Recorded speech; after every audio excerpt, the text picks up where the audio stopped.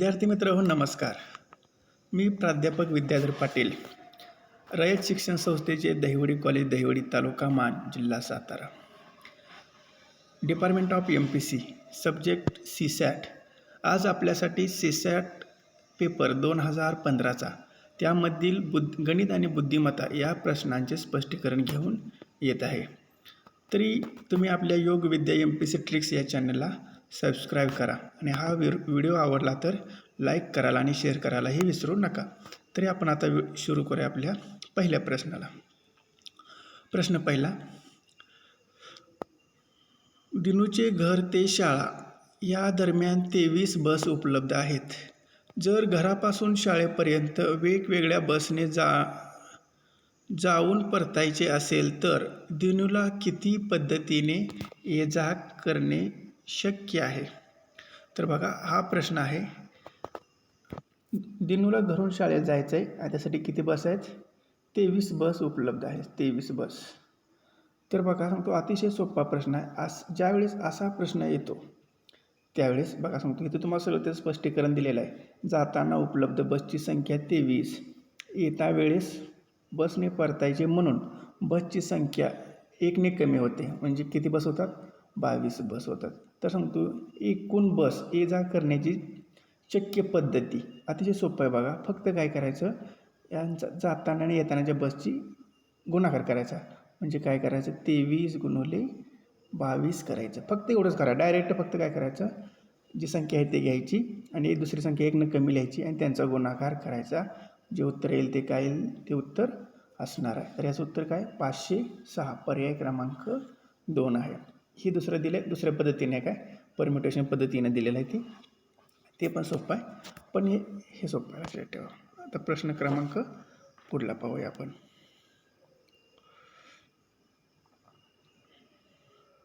पहा प्रश्न, खाली 4 विधाने आणि 4 निष्कर्ष दिलेले आहेत. दिलेल्या विधानांना सत्य मानून दिलेल्या निष्कर्षाचा कोणते निष्कर्ष दिलेल्या विधानांचे तर्कसंगत अनुसरण करतो या बाबतीत योग्य पर्याय निवडा. बघा, वेन डायग्रामचा हा प्रश्न आहे. सर्व कागद पुस्तके आहेत. पहिल्यांदा कागदचा गोल घ्यायचा. कागद, ही सर्व कागद काय आहेत? हे पुस्तके आहेत. याला पुस्तके म्हणायचं. तर काही पेन पुस्तके आहेत. आता काय म्हणते, काही पेन काय करायचं, या साईडला काढायचं. असं पेन, याला काय द्यायचं नाव? पेन. काही पेन पुस्तके आहेत. सर्व पेन पेन्सिली आहेत. आता सर्व पेन काय घ्यायचं? पेन्सिली आहेत म्हणते. ही घ्यायचं पेन्सिली. परत सर्व पेन्सिली खोडरबर आहेत. दुसरा मोठा गोल काय करायचा, ह्याच्यातून घ्यायचा. इकडे कागदकडे जाऊ द्यायचं नाही. अशी ही डायग्राम काढायची आणि तर ते विधान पहा. डायग्राम स्पष्टीकरण पाहू. ह्याचं स्पष्टीकरण दिलेलं आहे पुढं. बघा, डायग्राम काढली आपण. पहिल्यांदा हे कागद काढला, कागदावरून ही सगळी अशी डायग्राम काढलेली आहे. तर ती विधानं तपासून पाहिजे.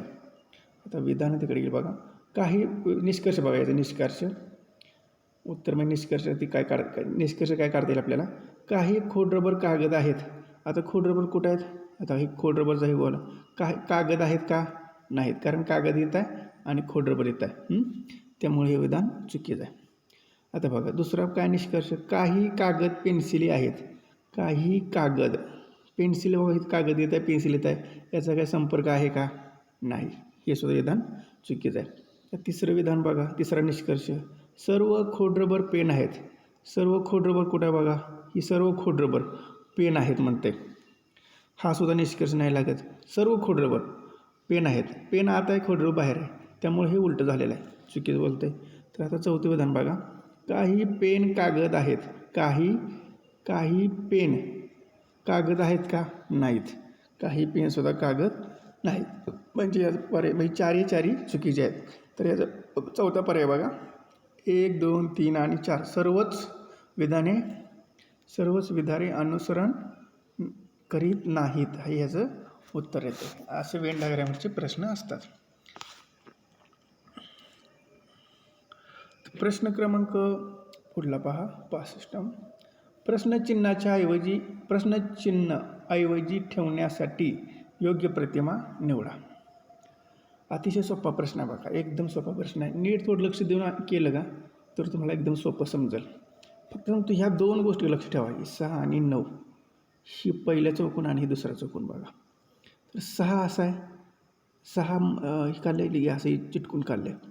तर सांगतो आता बघा इथं फक्त इथं काय होईल बघा, हे 6 बघा, हे 6 आहे का फक्त इकडं असे ह्याने ह्या साईडला केलेलं आहे, हे केले. आता मग हे 9 कसं करायचं, जर असं पाडलं तर मग हे 9 कसं येणार, असं येणार बघा.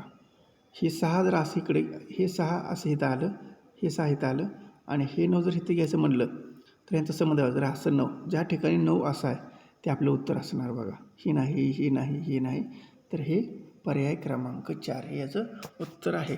अतिशय सोपा प्रश्न आहे हा.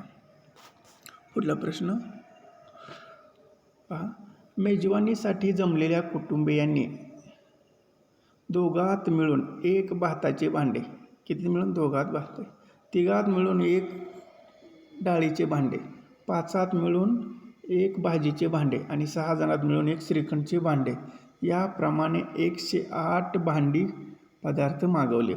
यामुळे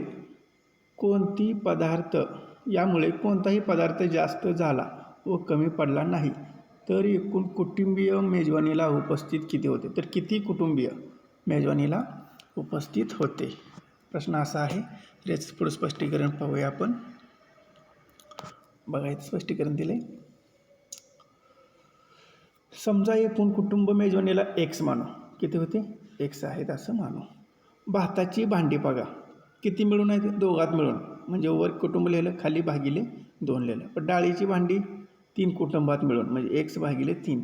भाजीची भांडी X भागिले 5 जणात मिळून आहे. श्रीखंडची भांडी 6 जणात मिळून आहे. पण एकूण भांडी किती येते, एवढे येते. तर मग तू ह्या सगळ्यांची बेरीज करायची, या सगळ्यांची काय करायची, बेरीज करा. इथे बेरीज दिली हिने, X अधिक X/2 अधिक X/3 X/5 X अधिक आपलं X/6 या सगळ्यांची बेरीज केलेली आहे. तर यांची बेरीज बघा खाली कशी येते. परंतु आता यांचा छेद समान नाही, तर यांचा छेद समान करायचा. कसा करायचा, 2 3 5 6चा लसावी काढायचा. 2 3 5 आणि 6चा लसावी काढायचा. परंतु यांचा लसावी काढायचा. लसावी काढल्यानंतर याचा लसावी किती येते बघा, 30 लसावी येते. यांचा लसावी किती येते, 30 लसावी. हा लसावी छेद लिहून टाकायचा आणि वर 30 येण्यासाठी समजा आता ही बघा X/2 आहे ना, हे काय X/2. जर ह्याचा छेद 30 येण्यासाठी तर ह्या छेदाला कितीने गुणावं लागेल, म्हणजे आता हे 2 आहे, ह्या 2ला कितीने गुणलं, 15ने गुणलं म्हणजे किती येईल उत्तर, 30 येते. 15ने गुणलं म्हणजे किती उत्तर येते, 2 × 15 म्हणजे किती आलं, 30. पण आता ही 3 आहे, X अधिक आहे, अधिक झालं पर X/3. तर ह्याला 30 यासाठी किती गुण लागेल, 10ने गुणलं पाहिजे. इथं 15ने गुणलं, ह्याला 10ने गुणलं बघा, परत ह्याला 6ने गुणलं, ह्याला 5ने गुणलं. तर असे करून हे झाले. अशी करून वरच्या Xची बेरीज करायची, Xची बेरीज करायची आणि Xची किंमत काढून ते गणित सोडवायचं, प्रश्न सोडवायचा. अतिशय सोपा प्रश्न होता. तर बघा ही टोटल 36X आलं, 36X बरोबर 108. आणि आता Xची किंमत काढायची. X आता ही 30 इकडे, ही 30 इथं भागिले इकडे आलं काय होणार, गुणिले होणार. ही 36 इथं गुणिले इकडे आलं काय होणार, भागिले होणार. तर इथं भाग लावायचा, भाग जाते बघा, डायरेक्ट आपल्या पाडा येतो 30चा 36चाच. 36 एके 36, 36 त्रिक 108 आणि 3 गुणिले 30 किती येतं उत्तर, 90. तर X म्हणजे काय म्हणले आपण, उपस्थित कुटुंब संख्या. तर किती आहे, 90 होती. पर्याय क्रमांक 3 याचं उत्तर येते. तर हा प्रश्न छान प्रश्न होता. तर पुढला प्रश्न पाहूया.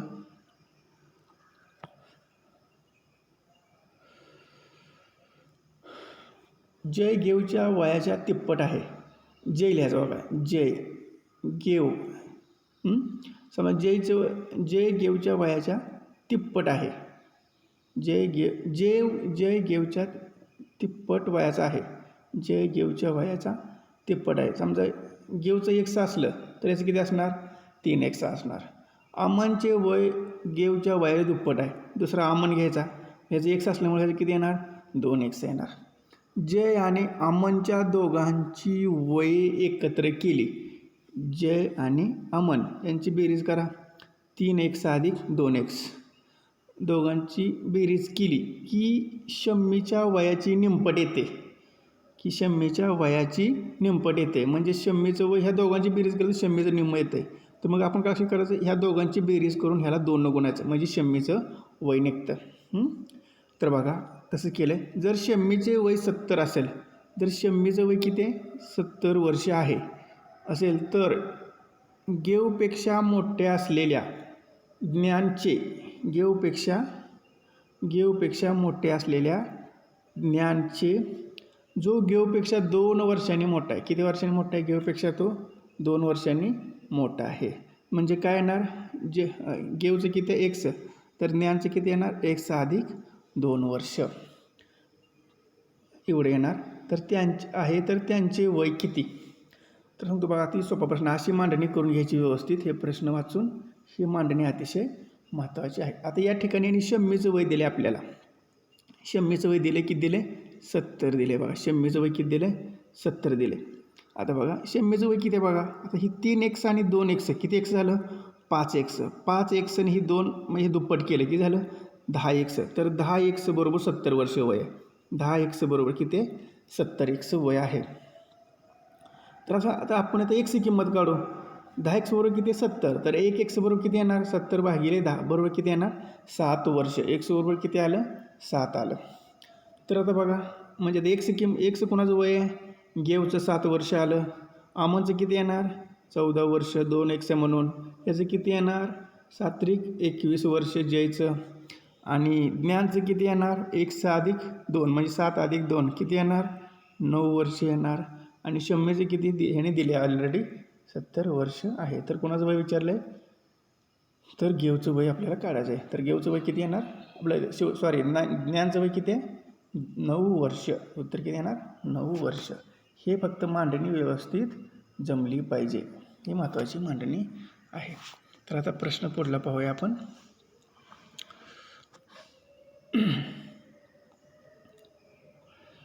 दीपक रुपये 36,000 किंमत असलेली स्कूटर विकतो. तो पहिल्या 20,000 रुपयावर 8% सूट देतो. बघा 36,000 विकतो, तो पहिल्या 20,000 रुपयावर 8% सूट देतो, म्हणजे 20 गुणुले 8/100. टक्के मला लक्षात द्या, टक्केचा अर्थ काय असते, 8% म्हटलं समजा 8% असा आहे, तर 8%चा अर्थ काय होतं 8 भागिले 100, म्हणजे ह्या टक्केचा अर्थ भागिले 100 येतो, म्हणजे 20 गुणुले 8 भागिले 100. तर त्याचं उत्तर किती येते, किती आलं 1600. 8% 20,000. पुढं काय म्हणते बघा पुढं, आणि नंतर 10,000 रुपयावर 5% सूट देतो. नंतरच्या 10,000 रुपयावर किती टक्के देतो 5% सूट देतो, म्हणजे 10,000 गुणुले 5 भागिले 100 बरोबर किती येणार 500 रुपये येणार. पूर्ण रकमेवर म्हणजे किती हजारावर 36,000वर, पूर्ण रक्कम किती आपली 36,000 रुपयावर 7% सूट देऊन मिळणाऱ्या, 36,000 किती आहे 7% दराने काढू आपण पहिले सूट, 7% काढू, मी 36 गुणुले 7 भागिले 100 बरोबर किती येते 2,520 येते. मिळणाऱ्या 7% सूट देऊन मिळणाऱ्या रकमेची रक्कम मिळविण्यास राहिलेल्या 6,000 रुपयावर त्याने किती सूट द्यावी. मात्र राहिलेल्या 6,000 त्याने किती सूट द्यावी असा प्रश्न विचारला आहे. बघा पहिल्यांदा त्यानं 20,000वर 1600 आलं, परतच्या 10,000वर किती आलं 500 आलं, आणि टोटल 36,000वर किती आलं 2,500. तर टोटल आपण सूट काढू पहिले. बघा ह्या दोन्हीची बेरीज केली 2100 आणि 500, आपलं 1600 आणि 500 किती झालं ही 2100 झालं या दोनची, म्हणजे ही 20,000 आणि ही 10,000 एकूण किती झालं 30,000वर 2100 रुपये सूट आहे, आणि 36,000 किती आहे 2,520 रुपये सूट आहे. यांची वजाबाकी करू. 2,520 वजा 21, 2,520 वजा 2100, तर उत्तर किती येते ह्याचं बघा 420. वजाबाकी केलं किती उत्तर येते 420 येते. म्हणजे उर्वरित 6,000 रुपयावरील सूट किती आहे, किती टक्के सूट आपल्याला 4,420 सूट आहे, पण किती टक्के आपल्याला माहीत नाही, त्यासाठी आपण x मानलं. तर आता कसं करायचं बघा 420 बरोबर एकूण सूट बरोबर 6,000 रुपये गुणुले एक्स भागिले 100. तर असं करून ह्याच ठिकाणी एक्सची किंमत आपण काढायची. एक्स ह्या साईडला ठेवायचं, एक्स ठेवायचं आणि ह्या 2 शून्याला हे 2 शून्य गेलं. मग आता 60 इकडे आहे ते फक्त भागिले करायचं. 420 भागिले 60, शून्याला 0, 6 एके 6, 6 हे 7 42. तर किती येते एक्स बरोबर 7%. किती येतं उत्तर? पर्याय क्रमांक 3. हे अतिशय छान आणि सोपं उदाहरण होतं. आता प्रश्न पुढला पाहूया.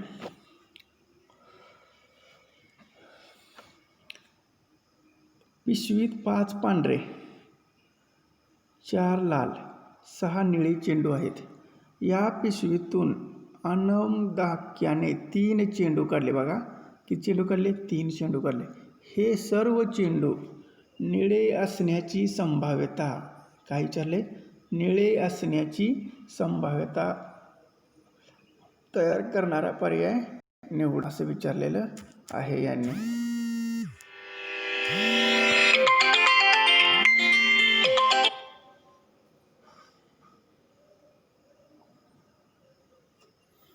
तर बघा हा पर्याय.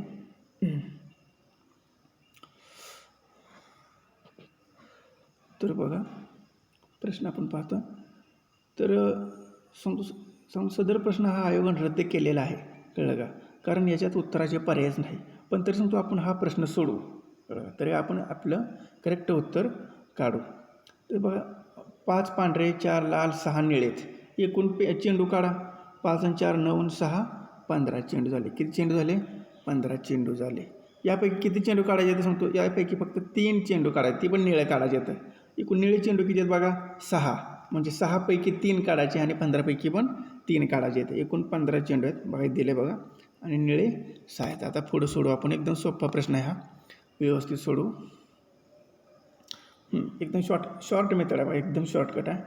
6 निळे आहेत टोटल. त्यापैकी किती काढायचे तर 3. म्हणून काय करायचं बघा 6चा 3पर्यंत गुणाकार करायचा फक्त. 6 गुणुले 5 गुणुले 4 आपण फॅक्टर काढतो ना त्या टाईपचं. म्हणजे असं काढा की कळलं 6 गुणुले 5 गुणुले 4 एवढं करायचं. आणि भागिले टोटल चेंडू किती आहेत 15. 15 पैकी किती काढायचे? 6 काढायचे. म्हणून 15 पैकी किती काढायचे? 3 काढायचे. म्हणून 15चा फक्त पुढे 3पर्यंत जायचं. म्हणजे 15 गुणुले 14 गुणुले 13 गुणुले फक्त एवढंच करायचं. तर भाग लावायचा बघा. किती भाग जाते? पहिला याला लावू 3ने लावू. 3 दोन्ही 6, 3 5 15. इथं 5ला ह्या 5ला 5 कॅन्सल.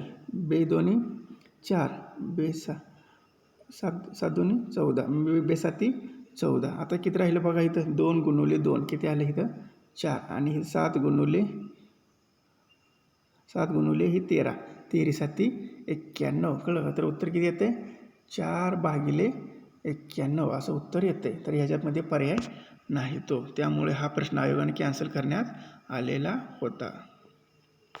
तर आपण आता पुढला प्रश्न पाहूया. बघा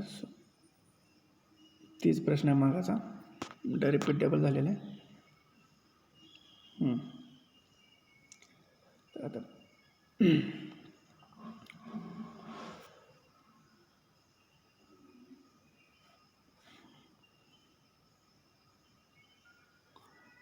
2000 साली शिक्षक दिन गुरुवारी होता.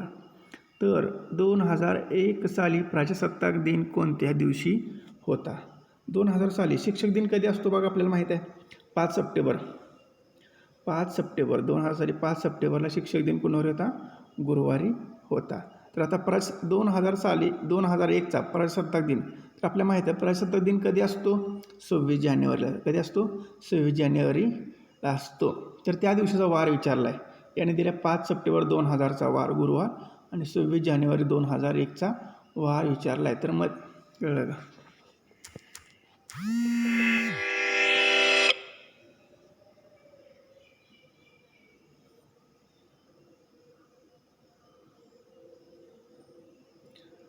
तर पहा तुमचं आता मधले पहिल्यांदा महिने काढायचे. 5 सप्टेंबरला सुरुवात झाली. 5 सप्टेंबर महिना हा 30 महिना असतो. त्यामुळे त्यात उरले किती? 25 दिवस. कळलं का? सांगतो माहिती हे तिथून याचं कसं ऑक्टोबर महिना 31 असतो. ऑक्टोबर महिना 31 असलो तर त्यात 3 दिवस एक्स्ट्रा भरतात. कळलं का? आठवडा होऊन 3 दिवस पुढं असतं. 31 महिना असले की 3 दिवस आणि महिना 30 असले की 2 दिवस. नोव्हेंबर 30 2 दिवस पुढं, डिसेंबर 31 3 दिवस पुढं जातो आणि आता जानेवारीतले 26 दिवस येतात. डिसेंबर संपल्या परत काय असणार जानेवारी. म्हणजे आता सप्टेंबरचे 25 आणि डिसेंबरचे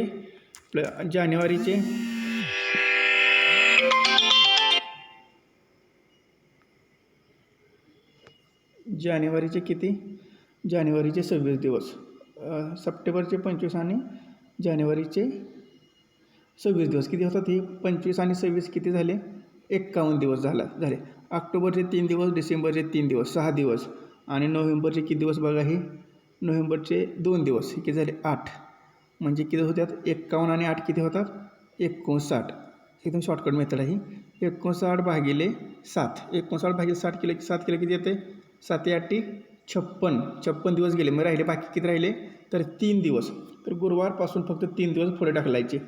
गुरुवारपासून 3 दिवस पुढे ढकलायचे. म्हणजे कुठला वार येते? शुक्रवार, शनिवार, रविवार. तर उत्तर किती येते? रविवार. या ठिकाणी सगळ्या दिवसांची बेरीज करून दिली यांनी, पण आपण डायरेक्ट असं करू शकता आणि महिन्यातले करू. जर 31 महिना असेल तर 3 दिवस पुढे जातो आणि 30 महिना असेल तर 2 दिवस पुढे जातो. ही अशी बेरीज करून हे उत्तर येते रविवार. तर हे अतिशय सोपा प्रश्न आहे. पर्याय क्रमांक 4. तर आता बघा पुढला प्रश्न.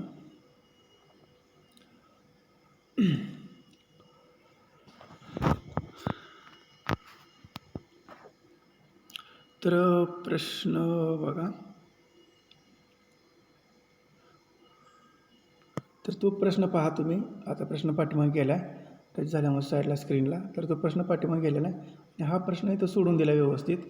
तर तिने असं विमानाचं दिलं. विमानाचं होतं. तर विमानाचं दोन्ही वेळेस समान अंतर आहे. दोन्ही वेळेस जाताना आणि जाताना अंतर आणि येताना अंतर समानच आहे. पण त्यांचं कसं आहे,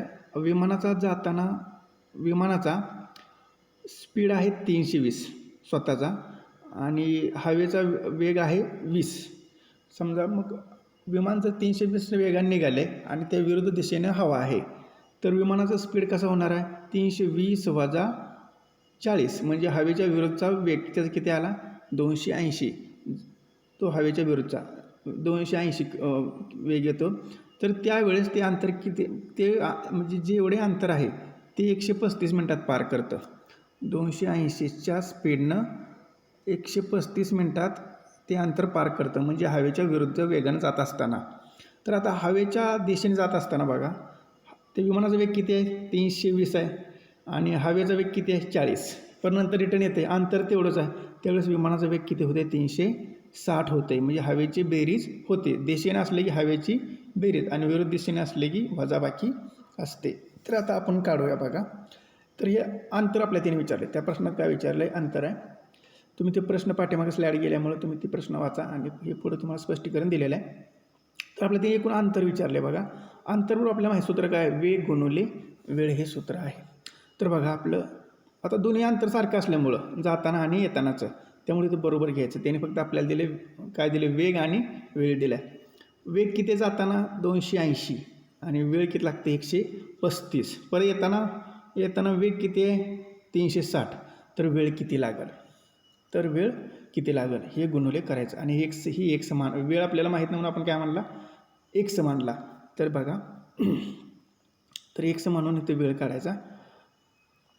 तर एकची किंमत काढाय आपल्याला. हे 360 इकडे काय गुणले इकडे आलं काय होईल? भागिले होईल. शून्याला शून्य गेला. किती राहते मग परत? 135. तर मग यांचा तुम्ही गुणाकार करा आणि हे आपला भाग लावा आणि जाते बघा. भागीला किती येते? समजा 2 लावलं इथं 14. इथं किती आलं? 19. इथं आले 19. तर असं करून काढा इथं. तर याचं एकूण 100 उत्तर याचं किती? एकूण 105 मिनिटे उत्तर येते. तर बघा सांगतो विद्यार्थी मित्रांनो, आजचा व्हिडिओ तुम्हाला कसा वाटला? या व्हिडिओचा तुम्ही अभिप्राय कळवा मला कमेंट बॉक्समध्ये लिहून. जर हा व्हिडिओ तुम्हाला आवडला तर नक्कीच लाईक करा आणि शेअर करायला आणि कमेंट करायला विसरू नका. व्हिडिओ पाहिल्याबद्दल धन्यवाद.